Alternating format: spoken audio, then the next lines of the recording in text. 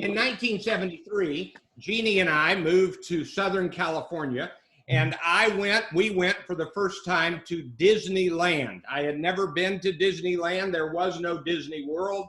And I was in my early 20s and could not wait to visit Disneyland. I do not know how many times I went to Disneyland. I'm guessing 10 to 15 to 20 over the years that we lived there. Everybody who visited wanted to come visit. And when you first went to Disneyland in those years, some of you may have had this experience, you did not buy a ticket that got you everything. You got a book of coupon tickets. And there were A tickets and B tickets and C tickets and D tickets and E tickets. And the book of coupon tickets only came with 2 E-ticket coupons. You could buy additional ones. And the E-ticket rides were the best rides. And I remember my favorite was the Pirates of the Caribbean. And Robert Iger, who was sort of stepping down from Disney as the CEO, has come back in after the pandemic. Robert Iger wrote this memoir book on leadership, The Ride of a Lifetime, and he named it after the E-tickets. He said, it was the best ride I could have ever had. It is the ride of a lifetime. And so the name of the book is The Ride of a Lifetime, Lessons Learned from 15 years as CEO of the Walt Disney Company. Now, there are a lot of reasons that I chose this book. One of them is that it is a bestseller. It's in the top 10 New York Times business books bestseller list, has been there a number of months. Number 2, Bill Gates wrote a wonderful review of this on his book blog, and he said this is the best business book that he has read in years. And he really only likes 2 business books. One of them is Business Adventures, which I presented a long time ago, and then this one, The Ride of a Lifetime. He said it is excellent. I have read every word of it. It is excellent. Now, if you will turn all the way to page 10 in your handout. So turn to page 10 in your handout, but I'm going to begin before we get to the handout with my favorite story of the book. And here's the story. When Robert Iger was transitioning into the role of CEO, when it was time for him to take the reins of the company, there was opposition, there was competition, there were members of the board that wanted him and members of the board that did not want him. And there was a little estrangement that had occurred. And the estrangement was with 2 board members with the former CEO. And those 2 board members were bringing a lawsuit against Disney for a payoff they gave to another person for a departure monetary payoff. And they were very angry. And one of them was named Roy Disney. He was the nephew of Walt Disney.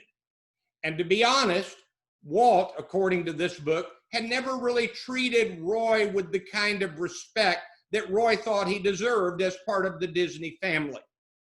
And he was on the outs on the board. And Robert Iger came in, he did become CEO, and he met with that other board member and said, I want to build a bridge back to Roy Disney. And he said it's important for Roy to receive the respect that he deserves, and it is important for the Disney company that Roy continue to be respected and revered. He made some steps. He ended up giving Roy Disney a consulting job with the Disney company, gave him an office at Disney headquarters, gave him back his self-respect. And although he did that partly for just the idea of helping the Disney organization, he also did that in a human way to help Roy Disney. And boy, do I like that. I appreciate that. He says in this book that he wrote the book because people had asked his advice. He was a wildly successful CEO. The stock of Disney went straight up. And if you look at it from the time he started until the pandemic, it was pretty much a rocket ship up. And he was respected. And he said, I just can't meet with everybody that has asked for my advice. So my book is my advice. So he did that. And what I like about it is it's almost as though he says, here are the things that I would teach someone if I could teach them. And they also act as, here are the things to check off that are the qualities of a good leader. And I think you will see quite a bit in this book about those qualities. Now, I do want to tell you one more story, and it's from the very beginning of the book. He describes the circumstance. He was in Shanghai. And in Shanghai, he was getting ready to open Disney in Shanghai. And I mean, it had been planned for years, and there were all sorts of relationships built with leaders in China, and they had lots of media ready to open. And just as it was happening, two things occurred. One of them was the Pulse nightclub shooting in Florida. And he knew, because of Disney's presence in Florida, that it was likely that somebody connected to Disney might have been killed or certainly present during that shooting. And so while he's meeting with everybody in Shanghai, meeting the schedule that was prepared, he would pull off to the side and make phone calls back to Florida, making sure that they were in touch with the people. And yes, there was a person or two that was affected. They also discovered, I want you to imagine this, that the shooter's first target was Disney World. And because of the security, the shooter changed targets. And it turns out he didn't choose the Pulse nightclub. He chose a bar, and he went to the first one, and there was too much security, and then he went to Pulse. So he's dealing with the emotion of that as he's trying to open in Shanghai a new Disney World. And then he got another call, and he describes in great detail, nobody brings me a call unless it's really important.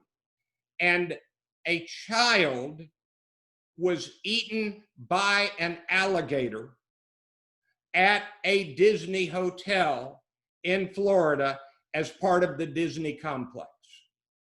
Now, that is graphic problem.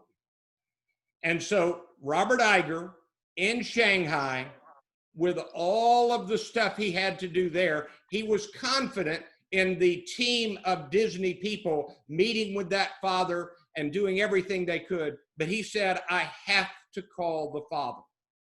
And so he called the father from Shanghai. He called the father from Shanghai. He talked to him. He expressed his great sadness.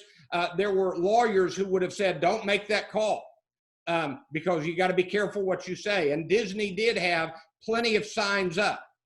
But he said to the father, is there anything I can do? And the father said, the one thing you can do is promise this will not happen to another child. And 24 hours later, they had put up ropes and barriers around all of the waterways on the Disney properties. It says in the book that it was more actual feet, more distance of rope than around Manhattan, which is just astonishing to me. And he said, we acted quickly, and 24 hours later, it was protected. So that's the opening story of the book, is Shanghai with the Pulse nightclub and the horrible alligator story. And what comes shining through in this is Robert Iger's humanity and empathy and concern for people, whether it be Roy Disney or a father whose child was eaten by an alligator, or the families hit and impacted by the shooting of the Pulse nightclub. So turn on page 10. Let me read on the left. At its simplest, this book is about being guided by a set of principles that help nurture the good and manage the bad. I've come to believe that I have insights that could be useful beyond my own experience. If you run a business or manage a team or collaborate with others in pursuit of a common goal, this book might be helpful to you. Universal ideas about fostering risk and creativity, about building a culture of trust, about fueling a deep and abiding curiosity in oneself and inspiring that in the people around you, about embracing change rather than living in denial of it. Underline that, embracing change rather than living in denial of it, and about operating always with integrity and honesty in the world, even when that means facing things that are difficult to face. We used to call our biggest, most exciting theme park attractions e-tickets. That's what comes to mind when I think about the job, that it's been a 14-year ride on a giant e-ticket attraction known as the Walt Disney Company. So that's the book. I'm thinking again that there are people who are on the First Friday Book Synopsis Zoom presentation for the first time, and basically everything in the handout comes right out of the book. And in this portion of the handout, if it's in italics, it is a direct excerpt or quote from the book. On the right, about Bob Iger. He started with ABC, and then he went to ESPN, and then he went to Disney. And this is not unimportant. He was mentored and trained by Roone Arledge. You remember the famous Roone Arledge, who was in charge of the sports of ABC, in charge of the Olympics for years, and was a creative, demanding genius. And so he was mentored and trained by Roone Arledge. I learned to tolerate the demanding hours and the extreme workload of television production, and that work ethic has stayed with me ever since.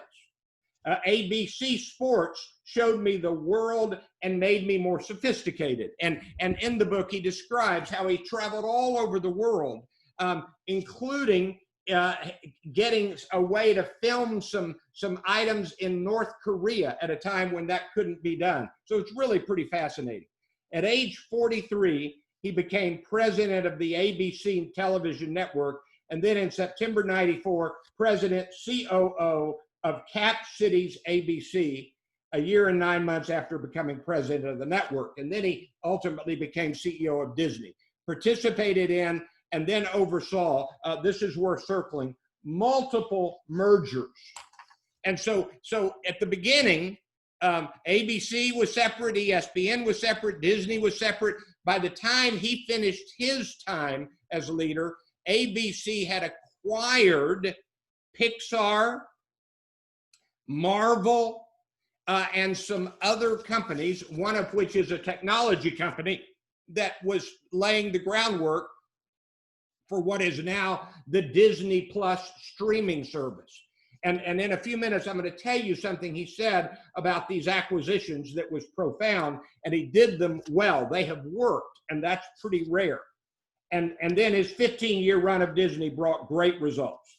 All right, sub-stories, so many stories. I've done the first one while in China.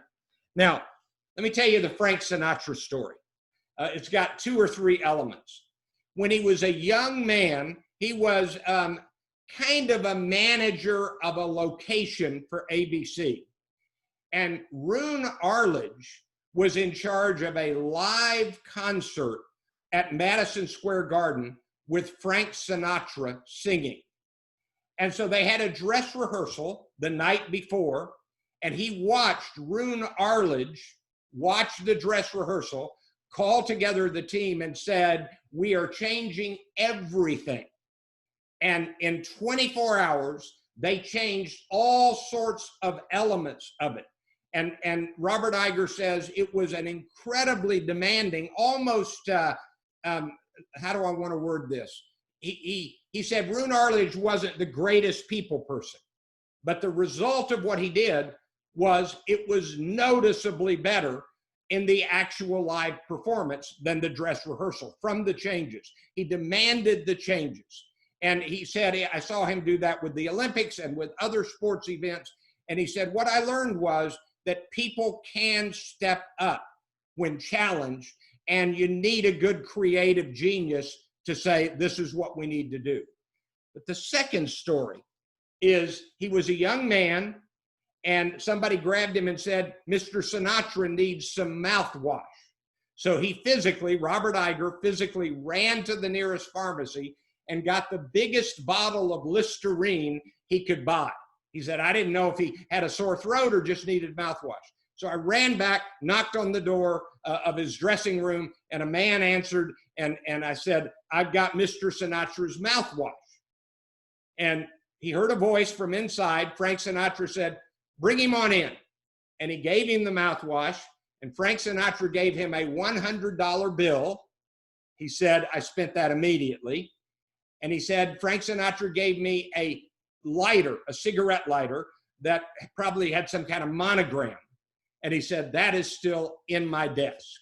And so what he learned was that you take the extra step and you do the favor, and it will pay off later. Now, I've already told you about Roone Arledge. I'll let you read the quote here on page 10. Let me talk about Robert Iger and Steve Jobs.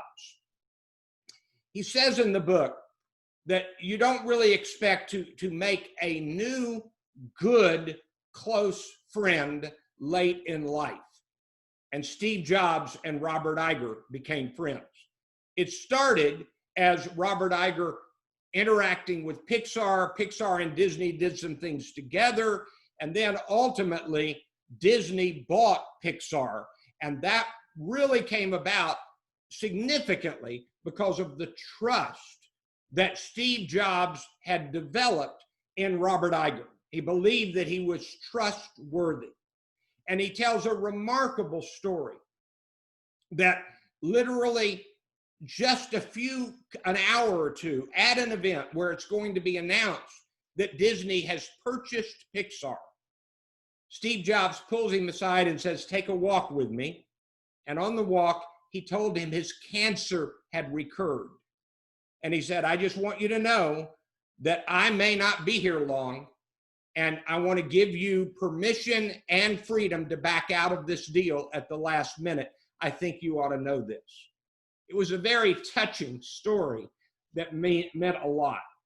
Turn to page 11. I've already told you about Iger and Roy Disney. He said in the book, he lived and breathed and bled Disney, operating as if any break from tradition was a violation of some sacred pact he'd made with Walt himself, who supposedly never showed his nephew much respect.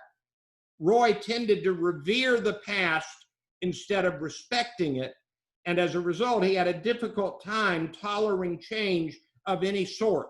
But he knew that he had to build that bridge with Roy Disney, and he did, and that's a great story. He tells the story of Roseanne, who had come back. You might remember she had a comeback television program that was doing very well in the ratings, but she had written some horrible tweets, and he said, I had to immediately cancel the show because of her.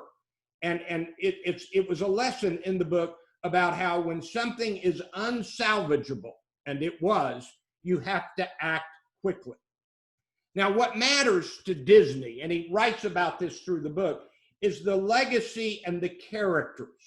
And so he says you feel like you are a keeper of the flame at Disney. These characters have meant so much for so long. And then as they acquired Marvel, and they got the Black Panther with an African-American black hero, and Captain Marvel, I'm going to confess I have not seen Captain Marvel, with a woman superhero. I'm reading now from the handout. There's a long-held view in Hollywood that films with predominantly black casts or with black leads will struggle in many international markets. I've learned that old arguments are just that, old and out of step with where the world is and where it should be. We had a chance to make a great movie and to showcase an underrepresented segment of America, and those goals were not mutually exclusive. Now, what I'd like you to do is turn all the way back to page 2. And we have some direct quotes and excerpts from the book. On the left, what is the point of the book? Leadership is earned and respect is earned.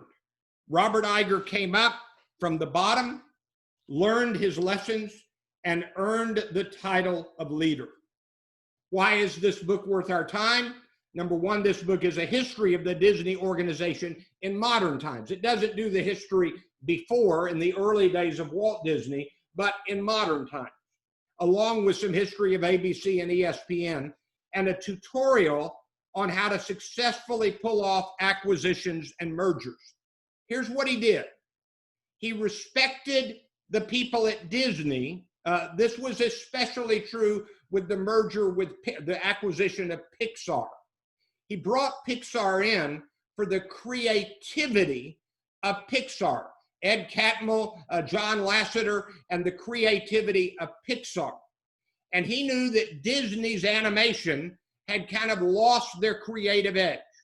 So he brought in Pixar, and he found a way to let Pixar be the leader, Ed Catmull be the leader, but not denigrate or harm, ridicule the Disney animation team that was no longer doing what they needed to be doing.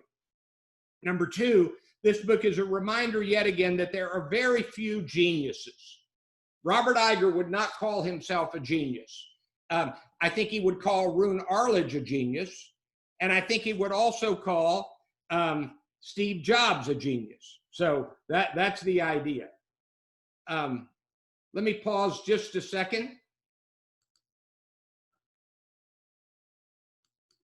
Okay. And then number three, this book is a reminder that success most often comes from the basics. Getting lucky with your opportunities and mentors, working hard, cultivating the right mix of strategic insights and human-centered leadership. Now, I am not going to have time to read all of these quotes. I'm just going to read a couple. Turn to page 3, number 12. I love number 12. A company's success depends on setting high ethical standards for all things, big and small. Another way of saying this is the way you do anything is the way you do everything. The way you do anything is the way you do everything. And that is, by the way, one of the commandments of Orphan X. He in the thrillers written by Greg Hurwitz. And so that was, I don't know that he got it from there, but I love the phrase. All right, turn to page 4, number 24. Put a star beside 24. It's about creating an environment in which you refuse to accept mediocrity. So you refuse to accept mediocrity. Page 5, number 41. Basically, Robert Iger had to learn everything all along the way. And number 41, your inexperience cannot be an excuse for failure. You cannot let inexperience be your excuse. I love that. Turn to page 6 and put a big star beside number 60, 60. When the two people at the top of a company have a dysfunctional relationship, there's no way that the rest of the company beneath them can be functional. And that was happening at Disney before he became CEO. And so that's a really important point. And then number 62, somebody that was in a high position at Disney, very high. This is the one they did the financial settlement with because he had to go because he wasn't performing.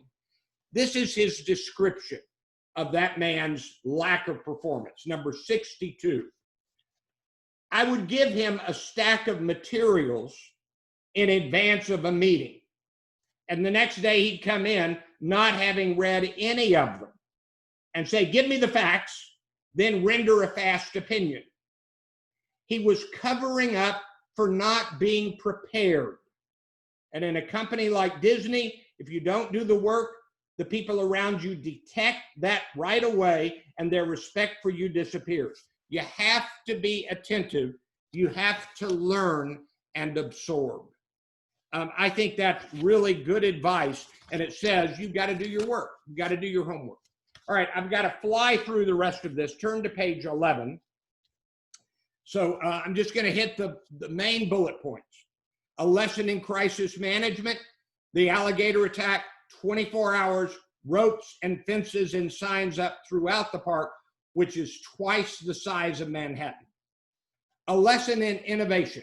He says you have to learn to do new things differently.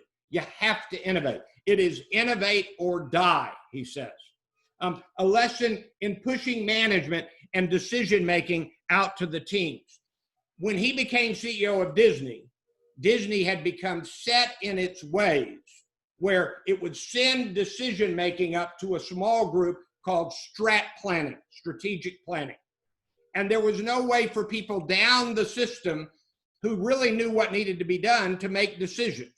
He literally overnight changed that. And he said, you've got to let the people make the decisions. Learn. I'll let you read about the ugliness that occurred early in his career when somebody was quite ugly to him. And he said, we're not going to have that kind of company. I'll let you read that on your own. Innovate or die. At the bottom, near the bottom, take responsibility. If you're the leader, you say, I am the one responsible, and you have to take responsibility. And you will fail. Learn from your failures. All right, turn to page 12. I'm going to have to let you read this on your own, and my synopses are kind of a combination of what I say and what you read. But look at the bottom. He's got two lists, one near the beginning of the book, one near the end of the book. And he says, these are the important things about leadership, the principles. Optimism. He has great comments. He said, if you do not give people the thought that things are going to end up being better, you shouldn't be a leader. You've got to have optimism. And courage and focus and curiosity, big one. Fairness is big. Empathy is big, essential. An organization, nothing is worse to an organization than a culture of fear. You need thoughtfulness and authenticity, and the top of page 13, the relentless pursuit of perfection and integrity. And then at the end of the book, he has kind of an after chapter, and he says, here are all the lessons to live by. I've included every one of them. I want you to read them on your own. Don't take them as just a list. These are important ideas. I'll just mention a handful. To tell great stories, you need great talent. Excellence and fairness don't have to be mutually exclusive. True integrity matters. As a leader, if you don't do the work, the people around you are going to know, and you'll lose their respect. Optimism emerges from faith in yourself and the people who work for you. Long shots aren't usually as long as they seem. Take big swings. Near the bottom, at the bottom, projecting your anxiety onto your team is counterproductive. Most deals are personal, one-to-one. And if you're in the business of making something, be in the business of making something great. All right. On page 14, there are three or four more. Go to the lessons and takeaways at the bottom of page 14. Number one, you cannot live off of yesterday's successes. Innovate or die. Number two, what is not paid careful attention to becomes mediocre in a hurry. Number three, it may not be possible, put a star beside this. It may not be possible to turn around a dysfunctional culture, especially one which spent a long time becoming dysfunctional. The answer may be to acquire the culture you need, and that's what he did with Pixar. Number four, treat people decently and cultivate empathy. Remember the Roy Disney story. Number five, cultivate the key relationships. And then one footnote, when he was negotiating with the man who owned Marvel, one night he decided to have dinner with that man and his wife, and he took his wife. He's married to Willow Bay, and she is currently the dean of the USC, Southern California, Annenberg School for Communication and Journalism. That's the school I went to. She would have been my dean if I'd been there earlier. I mean, if she'd been there earlier. And he says, sometimes you need a pleasant dinner conversation with the wisdom of your wife who's smart to help you think through things. This is as good a book on leadership as I have read or presented. The Ride of a Lifetime, lesson learned from 15 years as CEO of the Walt Disney Company. I hope you found this useful, and I'm about to take a 45-second break. So put something up on the chat that you learned from this book, and then we'll begin the second one.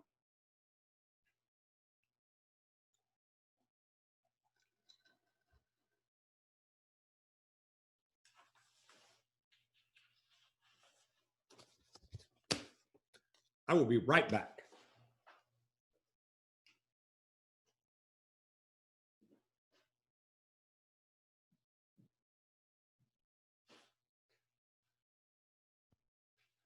I'm leaving everybody muted, so we. Okay. Okay.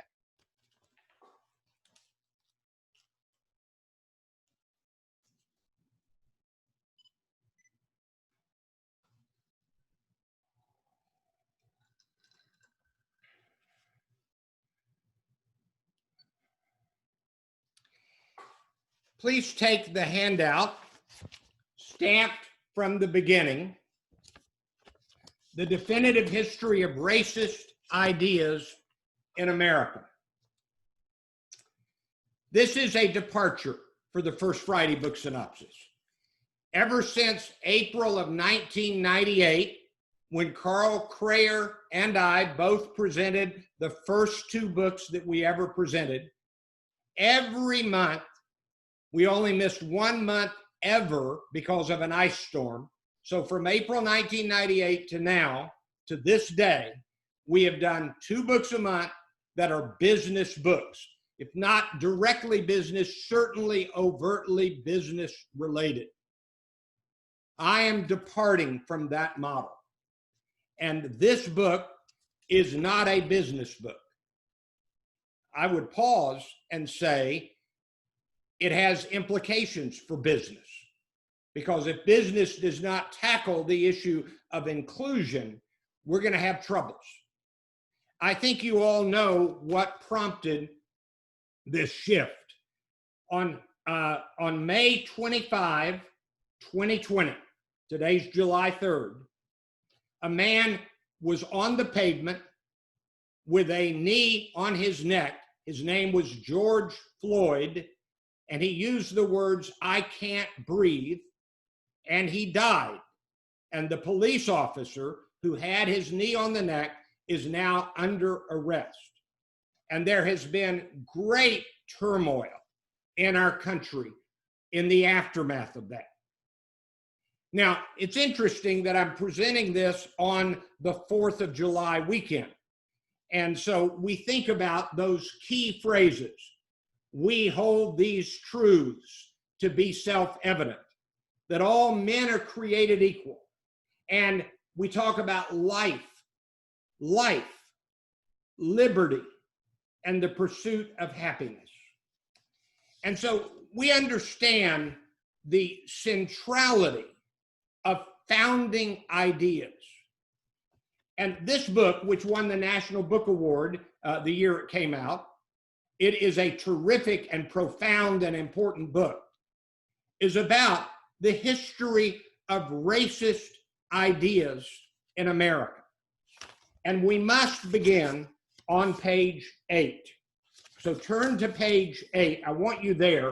I want your pen ready.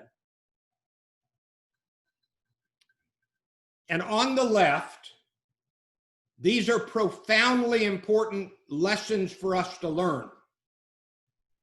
The title, Stamped from the Beginning, comes from a speech that Mississippi Senator Jefferson Davis gave on the floor of the United States Senate on April 12, 1860. If you know your history, in February of 1861, the states had seceded and the Civil War began.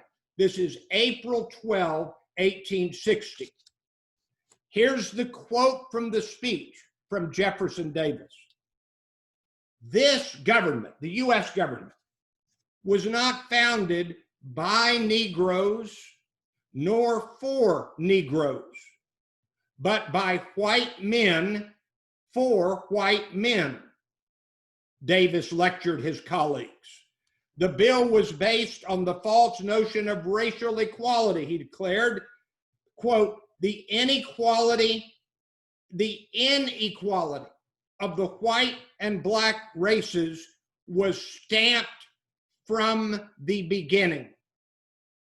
That's where the title of the book comes from.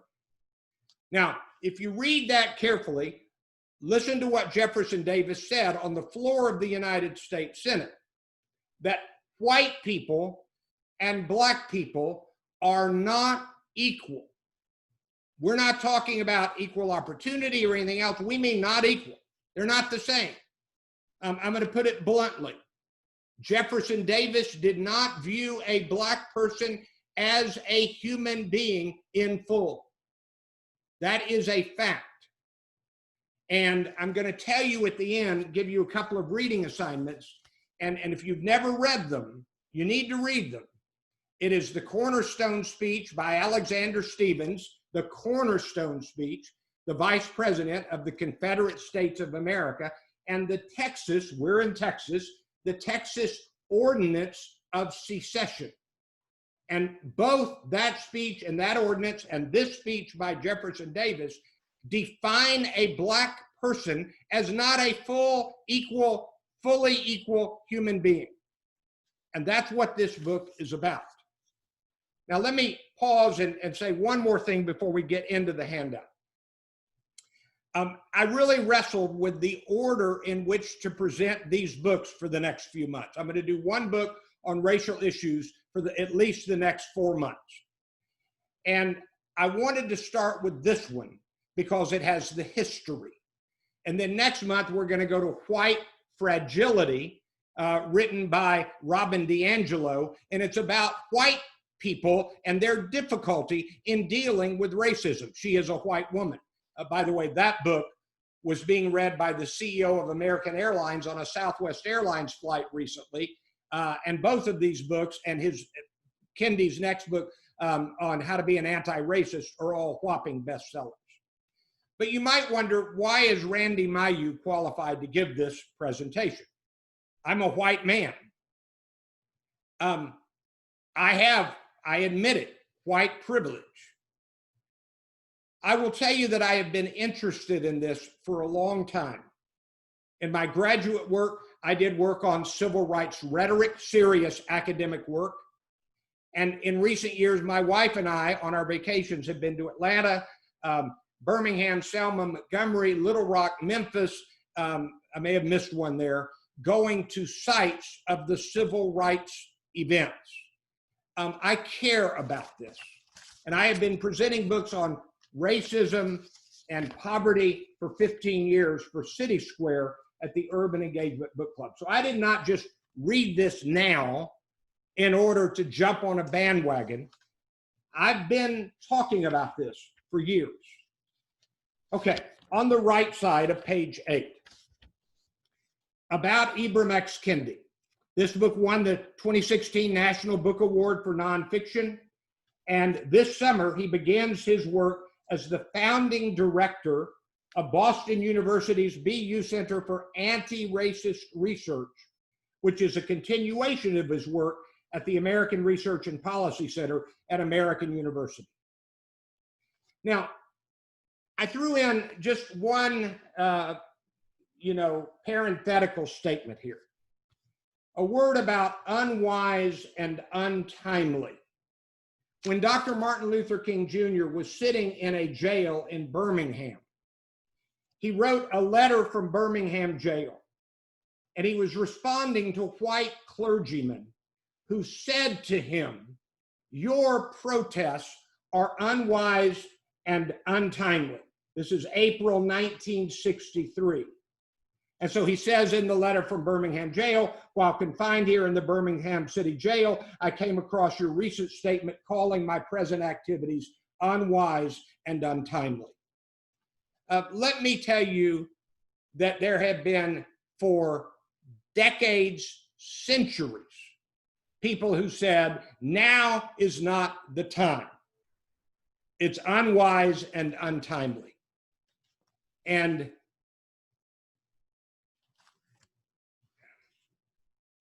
let me say personally that I have never been as nervous presenting a book synopsis at this event, because I know that feelings are raw.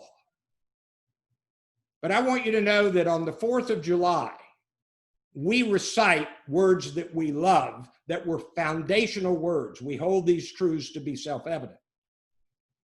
And we are now seeing statues taken down of Jefferson Davis. I want you to know that I had never heard the words of his Senate speech when I was growing up. No one taught me the Cornerstone speech or the Texas Ordinance of Secession. You owe it to yourself, I believe, we owe it to ourselves, to learn what the ideas were that led to that. And this book says they're very old ideas, ancient even. So about the structure of this book, now I'm presenting the handout again. The 5 main characters, Cotton Mather, Thomas Jefferson, William Lloyd Garrison, W.E.B. Du Bois, and Angela Davis, were arguably the most consistently prominent or provocative racial theorists of their respective lifetimes, writing and speaking and teaching racial and non-racial ideas that were as fascinating as they were original, influential, and or contradictory. Now put a box around this next item. What is a racist idea? My definition of a racist idea is a simple one. It is any concept that regards one racial group as inferior or superior to another racial group in any way. Now, how to think about this? Sweeping histories of racist ideas have traditionally focused on racism toward Black people. Remember, anything in italics comes from the book. In general, neglecting intersecting conceptions of specific Black groups, or even of Black spaces, such as Black neighborhoods, Black schools, Black businesses, Black churches. When I moved to Dallas in 1987, there were 2 country clubs in Dallas. In 1987, the 7th year of Ronald Reagan's presidency, that still had a rule, no Black members, and by the way, no Jewish members at least one of the 2. 1987. And Highland Park and parts of Dallas built their neighborhoods with something in the deed to the property of the individual houses called deed restrictions that said it is unlawful to sell this house to a, quote, Negro, end quote. So I want you to think about the society that says you're excluded from country clubs, you're excluded from buying houses, and that's, I'm talking about our society in this city as recently as the 80s. Now, the deed restriction had been declared illegal back in the 60s. All right, so among the ideas in this book, I'm on the bottom of page 8, racist ideas came from rigid intellectual work. In other words, they were ideas that people wrote about academically. The learned embraced and argued for racist ideas. Educated people believed that Black people were inferior to white people, including Abraham Lincoln. I'll read you a quote in a few minutes about that. Now, put a circle and a star behind this bottom idea. This one is critical. The dominance of human hierarchy thinking. In the book, he traces this back to Aristotle And the idea is there is a hierarchy of which human beings are more valuable than other human beings. And this is what is undergirding white supremacy. To put it bluntly from the book, it has always been about hierarchy. Whites are superior, non-whites, especially blacks, are inferior. Now, I've presented other books that use this language, that there is a group of people treated as the other, and it's the other less than. And so if you're not remembering this, when Irish people came to this country, there were signs all over that said, help wanted, no Irish need apply. They were less than, they were the other. And of course, the real dilemma for Black people is that you can tell by looking that they are part of a group that has been labeled the other. I wish I had time to just reflect a lot. In Nazi Germany, Jewish people couldn't necessarily be seen to be Jewish. Some of them could, but not all, depending on their rituals. But they had to wear a sign, a symbol of being other. And so the idea is if you can recognize somebody as other, then it becomes easier to exclude them or even abuse them. All right, turn to page 9, the next page.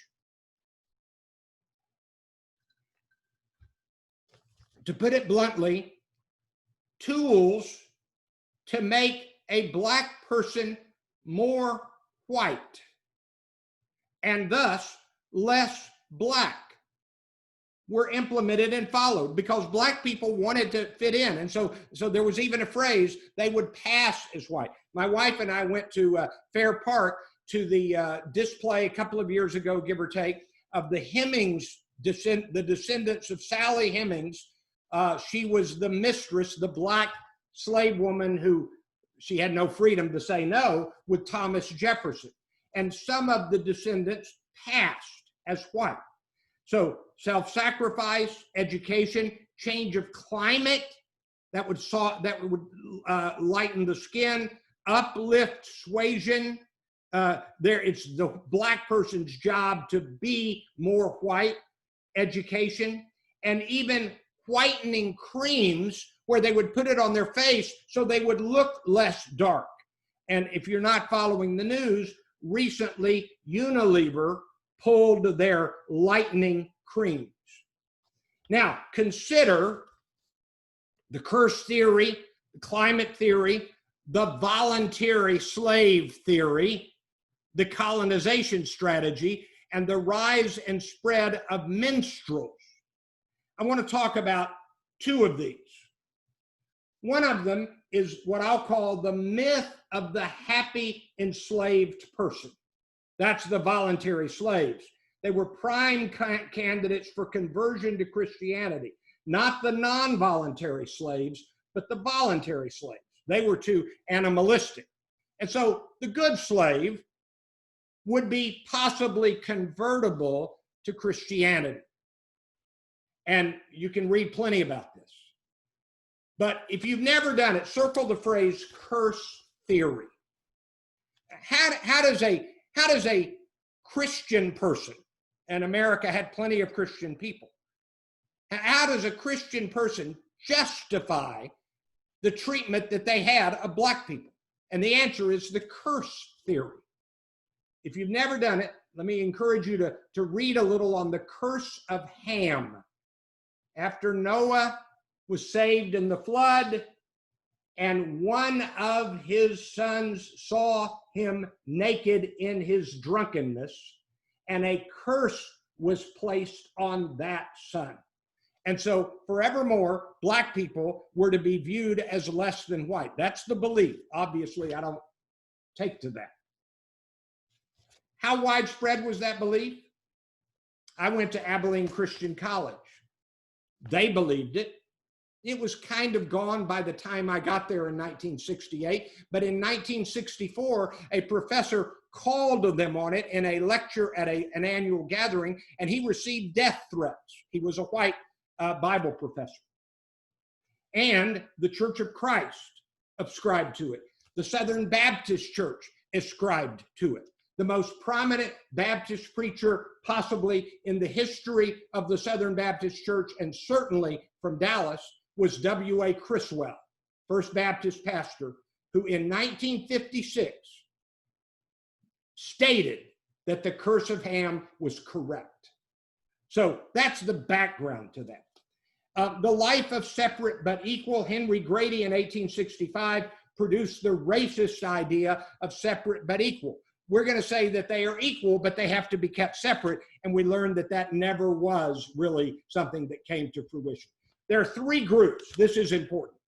Segregationists, think George Wallace, think W.A. Criswell, who said the churches should not integrate. Think anti-racist, that's Ibram X. Kendi. And then assimilationists. This should be in italics. With every civil rights victory and failure, the line of reasoning became the standard past-future declaration of assimilationists. We have come a long way, and we have a ways to go. They purposefully sidestep the present reality of racism. Now, I won't read about all of these people, but I do want to go to top of page 10, and this is from one of the Lincoln-Douglas debates. This is the hierarchy theory. This is a direct quote from the book, and it's a direct quote from Abraham Lincoln. There is a physical difference between the white and black races, which I believe will ever forbid the two races living together on terms of social and political equality. There must be the position of superior and inferior, and I, as much as any other man, am in favor of having the superior position assigned to the white race. That's Lincoln. I am nearly out of time. Turn to page 2. I'm going to go just a few minutes over, but not many. And on page 2, I want you to notice on the bottom of page 2, underneath the book image, what is the point? The notion of hierarchy, racial hierarchy, is so pervasive and so deeply ingrained within us that even those opposed to racism help perpetuate it. Hierarchical racism must be fully condemned and removed from our thinking, our decisions, our policies, and our society. Anti-racism is the only stance to take, the only approach to follow. So on the right, why is this book worth our time? It tells the story of pervasive centrality of racism. It convincingly makes the argument that many of the strategies that have been used by anti-racist people and groups, including some black people, all well-meaning, have not worked and may never work. And number 3, this book is great history writing. If you're not a historian, you will still get it. Now, I've put stars by so many of the excerpts, the highlights from the book that I wanted to quote, but I'm only going to quote one. Turn to page 4, number 32. Fooled by racist ideas. This is the author speaking. I did not fully realize that the only thing wrong with black people is that we think something is wrong with black people. White people think something is wrong with black people. Black people have thought that there is something wrong with black people. I did not fully realize that the only thing extraordinary about white people is that they think something is extraordinary about white people. The point is, we have got to quit treating one group of people. There's a quote in the book that has the line about the 3/5. If you're not aware of this, the United States Constitution defined a black person as 3/5 of a human being. That was in the Constitution, 3/5 of a human being. And so you've got a situation where white people have believed, taught, embraced that they are better than Black people through our history. Turn to page 10, and at the bottom, my 6 lessons and takeaways. Number 1, we really should learn more of our history, especially the foundational ideas in our history. Racist ideas are foundational in and to our history. Number 2, we all have to renounce the idea that becoming more white should be the goal for Black people. Number 3, obviously we have to renounce racist ideas and especially racist policies. Number 4, and let me say again, we need to read more books about issues and problems we have ignored. Number 5, we should protest at the local level constantly until inclusion and acceptance is the way of the society. And number 6, and we should call out racist ideas and arguments of racism every single time, over and over and over again. I quoted from the Cornerstone speech and the Texas Ordinance of Secession recently to a very educated man in Dallas.